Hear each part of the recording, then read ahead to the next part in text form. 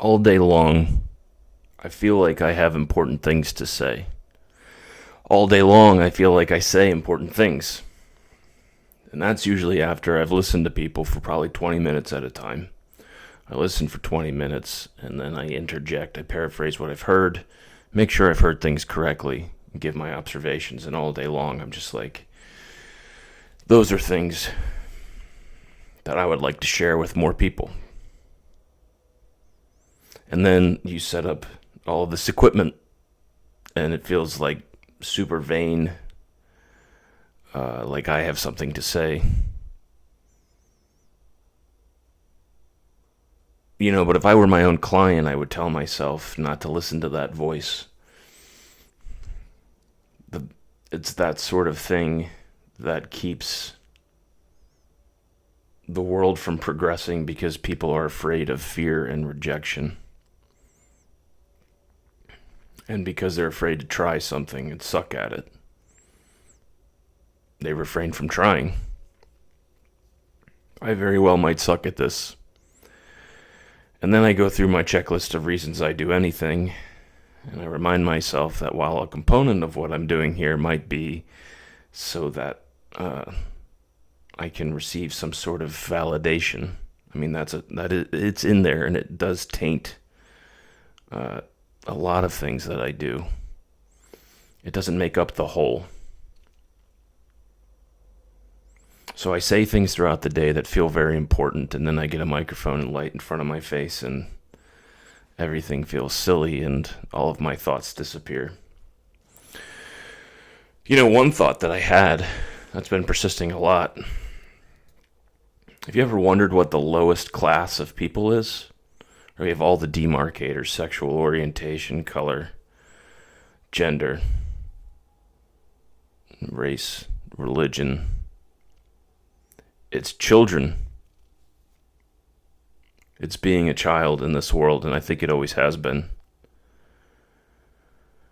And it's probably not even what you think. It's not the kind of stuff that you'd want to put someone to death for, right? Like, I have very little tolerance for certain things with children, like all of us do. I think we all sort of agree on, Albus Dumbledore says to Harry, there are things worse than death, and I feel like sometimes what he may have been alluding to was, well, not alluding to, but I think of serious childhood trauma when I think of that's worse than death.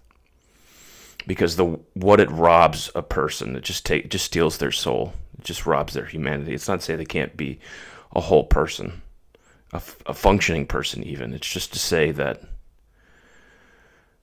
what it does is so horrific to the soul of an individual. There's no atonement. There's no forgiveness for me, in my estimation of just how awful that is. But it's not the big things. It's not the big things. It's just how we talk to children in general. Like, do this litmus test with me. If how you talk to your child, if you spoke that way to a grown adult, would they punch you in your mouth?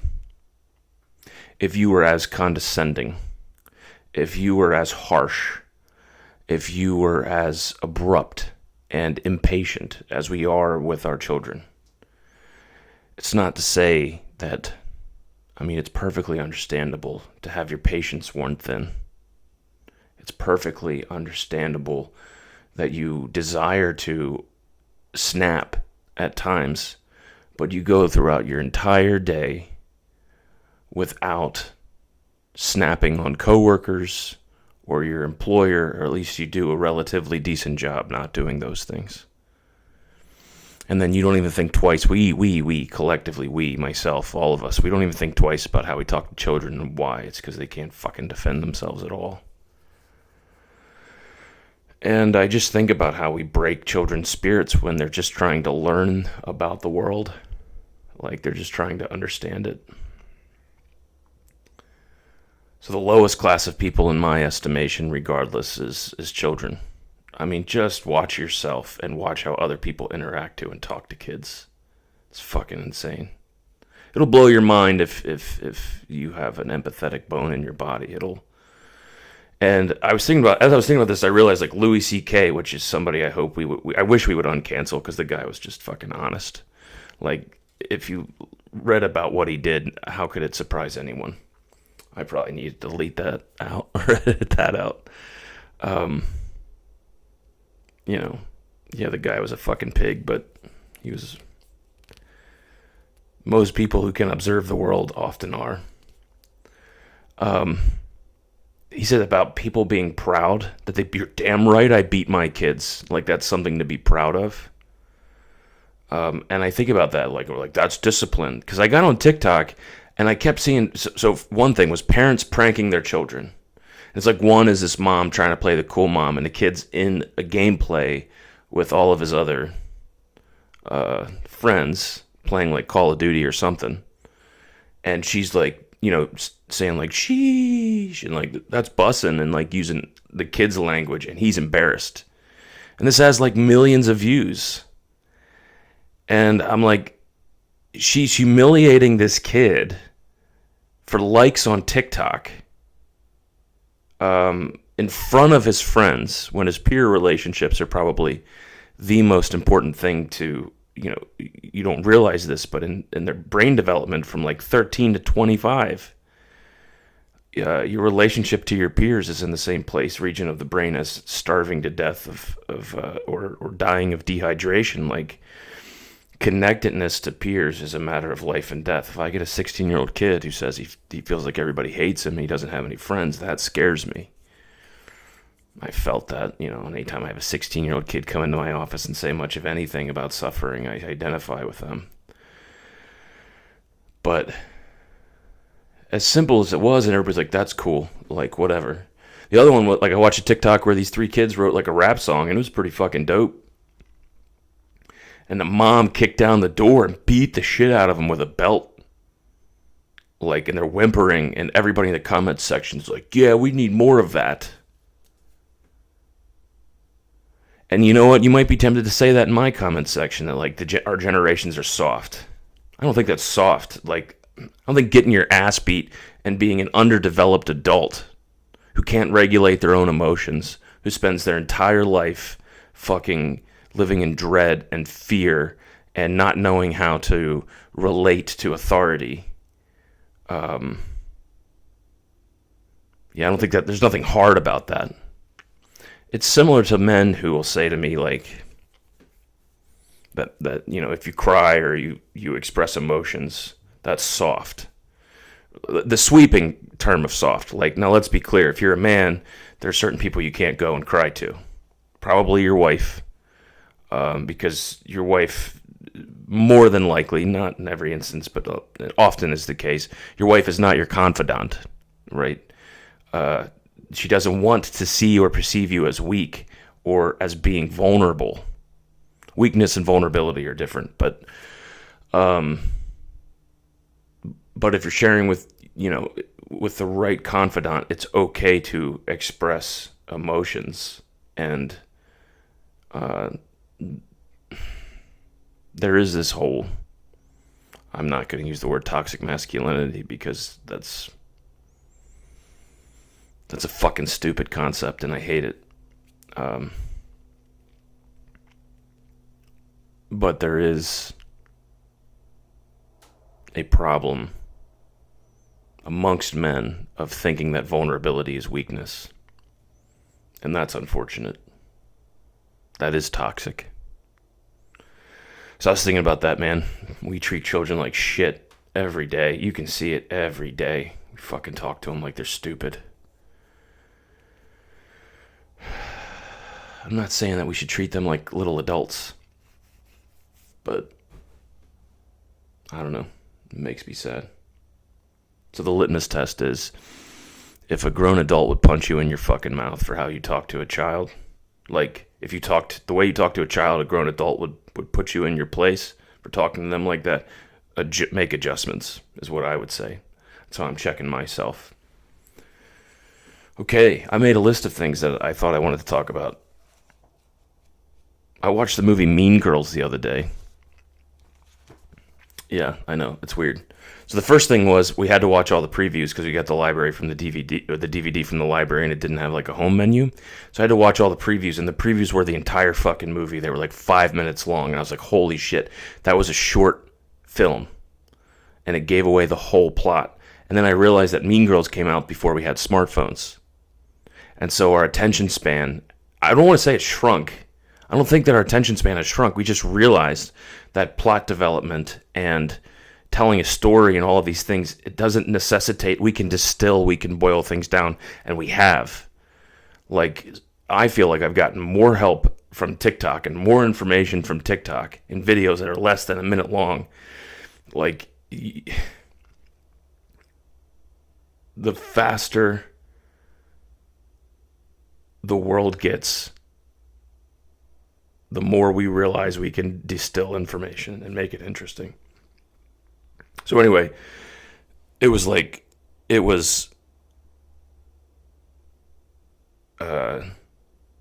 previews for School of Rock.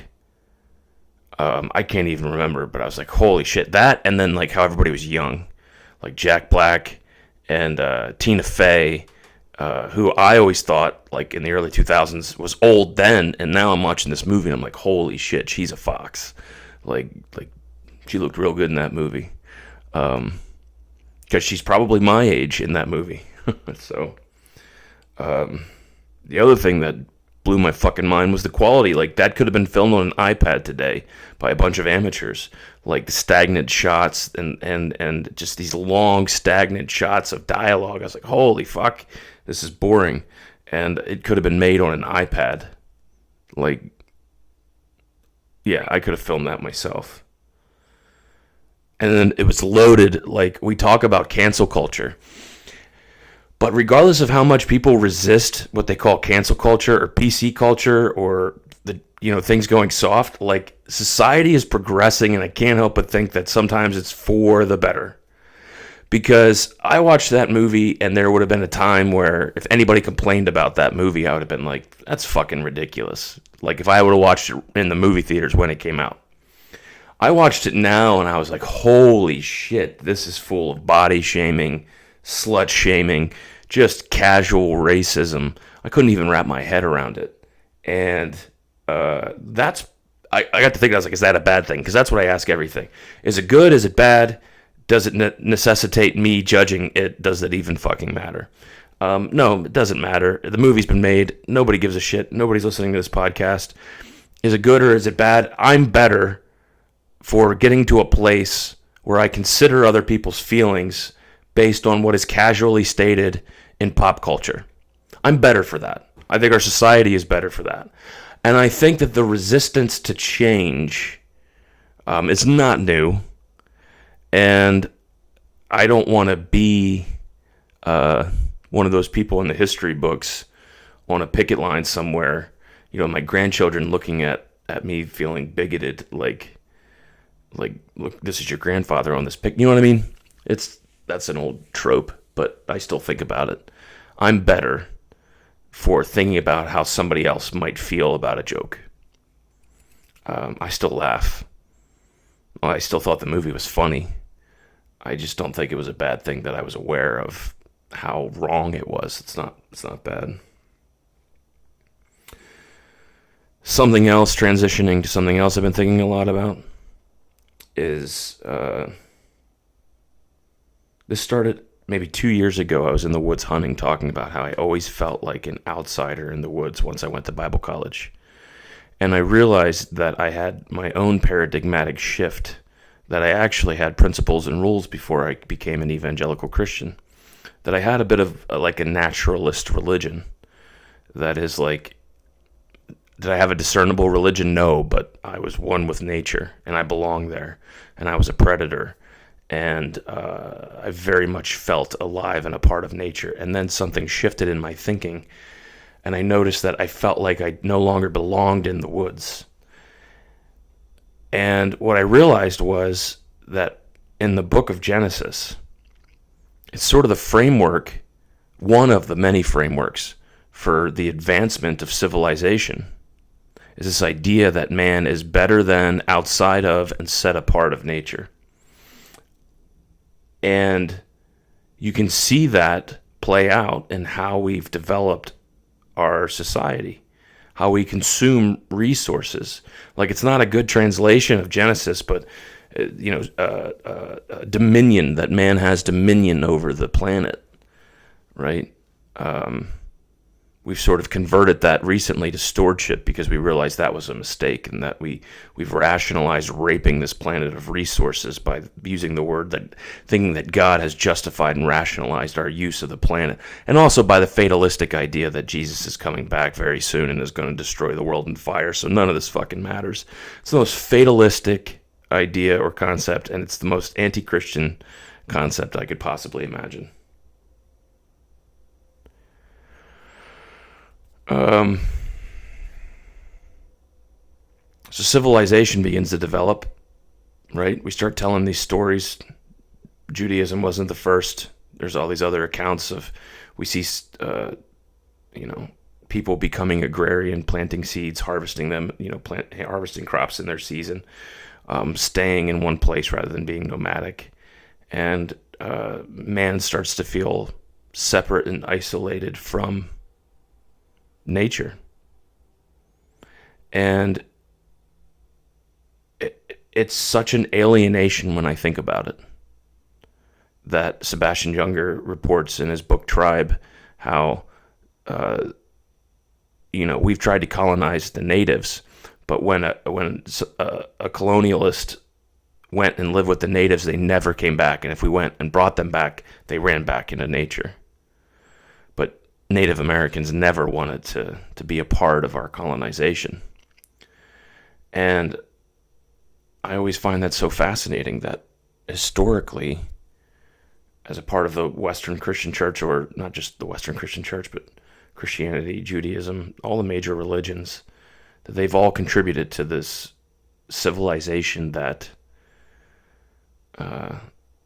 places man outside and apart from his environment. And that bums me out, because I really want to get back to that feeling of belonging in nature. And honestly, the more I've tried to embrace it, like, for example, I've stopped hunting in a tree stand. I hunt on the ground now, and I sit perfectly still, and I've had deer walk right up to me and past me and jump over my legs like they were logs. And the more I start to think of myself as being a part of nature, the better hunter, the better predator I become.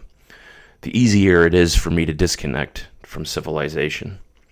The easier it is for me, while I'm participating in civilization, to objectively sit back and look at things and go, that's fucking stupid, and I don't want to do it. I don't want your approval. I don't want a copious amount of money. I don't want to pursue it to the detriment of the environment and my family and my household. I don't want all that. So what is it that I want? Well, I want to exist at peace. I want to be in balance with the things around me. So there's this whole school of thought that has undergirded our lives that tells us to consume and to be. And I'm tired of consuming. I'm tired of being. Not in the sense that I want to die. I just mean I'm tired of trying to be things and trying to maintain things all the time. Like, just setting things down and saying, that's not what I want. What do I want? Well, I want to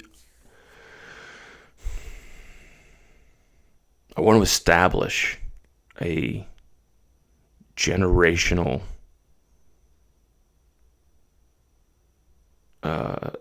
legacy of goodness. Like, not to redeem anything anymore, because that's what it used to be. Not because I need to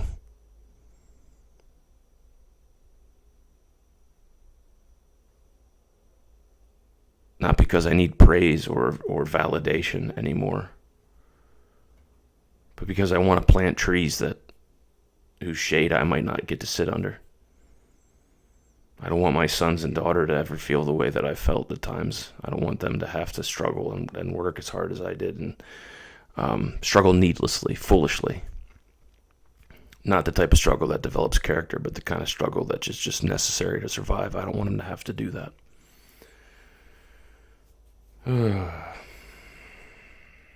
The other thing I want to talk about is the consequences of purity culture. I've been harping on that one.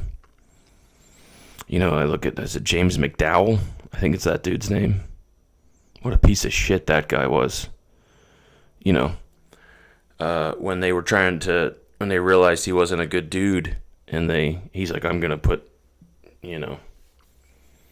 to sabotage your computers with illegal images, is basically what he attempted to do. And nobody's going to believe your accusations against me. Ravi Zacharias was sleeping with whores for years. Just talk to the people who know but won't talk about all the things that your pastors have been doing. You know, I'm not even judging them except for the fact that if they can't be honest with who they are, how are they going to be honest about, how are they going to help other people with their struggles? So there's this preservation of image because the church has to have all the answers and has to do and be something. Even though I don't really see that in the New Testament, but actually I kind of do when I think about it in 1 Corinthians chapter 1. Paul makes this big point that what God's work is done. And, anyway, I'm not going to preach a sermon. Well, so basically I want to interview a couple people on that because I feel like it's important for everyone around us to know that that's what's happening in the church and it needs to fucking stop. If you're still a proponent of it, you need to stop. You need to stop teaching your daughters that they're responsible for a man stumbling. You need to teach your men how to deal with their sexuality, not by suppressing it so that it shows up in all kinds of really fucking weird ways. And they feel guilty and awful for being monsters because they can't control themselves because they were never actually taught to just exist with sexuality, to exist as a sexual being rather than being at war with their fucking bodies. It has to stop. It's not good. It isn't good. It's just like anything else. It's like a coping mechanism in an individual, right? So the law and the Torah, it's like a coping mechanism for the nation of Israel. It's a set of principles, rules, guidelines to help them get to where they need to be. It all makes sense when you look at it in that context. When you divorce it from its context, all of a sudden it gets fucking weird. Like, we have to spiritualize it in order to make sense of it. But in the context of the ancient nation of Israel leaving Egypt, the law makes sense, right? And but once it's no longer necessary, but we want to preserve it, now we start doing all these, it doesn't serve us anymore, and we start imposing it on our modern culture. The same is true with purity culture, right? First of all these concepts about biblical marriage aren't true, right? One man, one woman. It's not true. It's not true. It's like as soon as there was more than one man and more than one woman in the account of Genesis, polygamy was going on right away. And then you hear all this bullshit lies about it, like, God just sort of worked within the culture. Same thing that they say about slavery.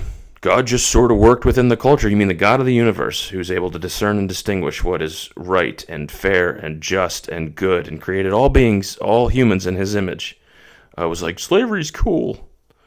Not slavery's cool, that's not what he's saying, but like, okay. And then I hear all kinds of things like, slavery wasn't like the transatlantic slave trade. That was a great evil. Oh, okay. I still don't think it's a great fucking idea, whether it's slavery or indentured servitude or whatever you want to rationalize this with. My point, getting back to purity culture, though, is when you can't treat disease, when you're trying to build a civilization, when it's good for a household to know who a father is, so that a mother and a father can raise a child. Those are all good things. Monogamy makes sense. Purity makes sense. When people are unaware of how the body works and disease is easily spread and not easily cured, purity makes perfect sense. We don't live in that world anymore. Not only do we not live in that world because we have modern medicine and everything else, we also live a lot fucking longer. there's a lot of things to consider. That we have this format, this mold of what we think the scriptures teach or what it does in fact teach. I don't know, and that's okay with me. I don't feel compelled to hold the standards that. Oh my God, I'm gonna get so much fucking bullshit for this. It's not even worth it. That's why I'm having a hard time following. I'm having a hard time getting this out because I'm thinking about all the fucking people that are gonna comment on my page.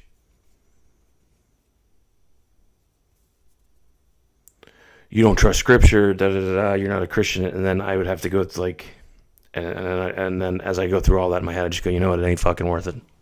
It ain't worth it. So I don't want to do that. I don't want to exegete the scriptures and make a case for or against the Bible, or I don't want to do that. What I want to do is I want to interview people who have been deeply impacted by purity culture, and then I want pastors who might be watching this sit down and fucking listen. All right? Just listen.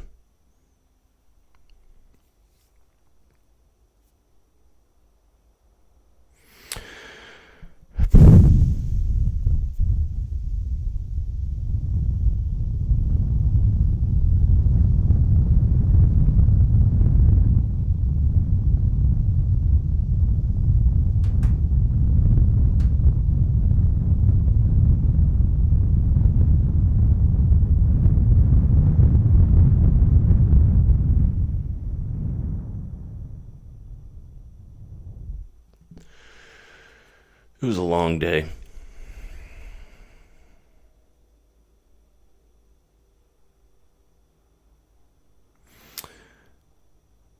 It was a long day.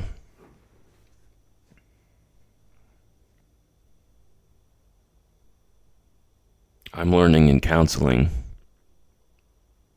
I'm in therapy right now, and I'm learning that I have a very interesting relationship with trauma. Oftentimes, I have to reverse engineer what's either going on in my body to figure out what's going on in my emotions, or what's going on in my emotions to figure out what's going on in my body, usually at opposite times when it doesn't make sense to. I'll give you an example. I don't get hunger cues, or at least I didn't for years. And that is because if pain or discomfort is gradual, sort of like the frog in the boiling water, right? If pain for me is gradual or uncomfortable, I don't register the pain. So I don't register that I'm hungry. So I used to wake up, not eat till 2, eat something, and then eat from 8 o'clock to midnight. I spent most of my life doing that. I've quit smoking. I've quit nicotine. I've quit caffeine. Not caffeine, excuse me. I've quit drinking coffee. And I make myself eat on a routine now, regularly. Whether I'm hungry or not.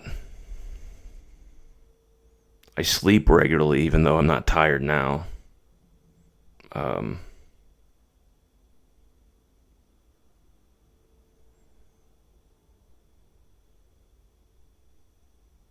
Yeah, I'm tired. I've spoken enough. I'll pick this back up another time.